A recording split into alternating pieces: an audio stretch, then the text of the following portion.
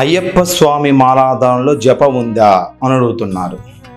ఇక సాక్షాత్ అయ్యప్ప మాలాధారంలో ఒక రుద్రాక్ష మాల తీసుకొని పూజ పూర్తి కాగానే కనీసం మనం 108 సార్లు అయినా సరే జపం చేసుకుంటే చాలా మంచిది. అలా చేస్తే మనకు సాక్షాత్ స్వామివారి యొక్క అనుగ్రహం అనేది తప్పకుండా త్వరగా కలగడానికి అవకాశం ఉంటుంది. మరి ఈ యొక్క 108 సార్లు ఏ మంత్రాన్ని చదవాలి?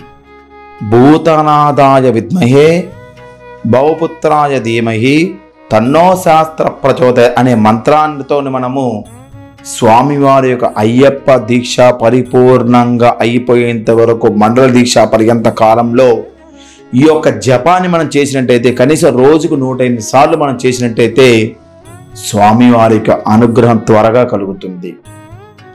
ఏదైతే మీరు పూజా కార్యక్రమం ఏదైతే ఉందో పూజా కార్యక్రమం మొత్తం పూర్తయిన తర్వాత ఒక ఆసనాన్ని వేసుకోండి. ఆసనం అంటే ఏదైనా ఒక వస్త్రం కానీ ఆసనాలు కానీ మీకు దొరుకుతూ ఉంటాయి. కింద ఆసనం వేసుకొని ఆసనం మీద కూర్చొని ఒక రుద్రాక్షమాలను తీసుకొని ఆ రుద్రాక్షమాలతోని ఏ ఒక్క స్వరం వినపడుకోకుండా ఏ పాట వినుకోకుండా సాక్షాత్ స్వామివారిలో లీనమవుతున్నట్టుగా స్వామివారి యొక్క కలశం కానీ ఫోటో కానీ ఎదురుగా ఉన్న పీఠం మీద ఎదురుగా కూర్చొని స్వామివారికి ఈ యొక్క భూతనాదాయ విద్మహే భవపుత్రాయ ధీమహి తన్నో శాస్త్ర ప్రచోదయత అనే మంత్రాన్ని మనము 108 సార్లు మనం చదివినట్టయితే 41 రోజుల పాటు మండలదీక్ష పర్యంత కాలంలో చదివితే స్వామివారి యొక్క అనుగ్రహం ఖచ్చితంగా కలిగి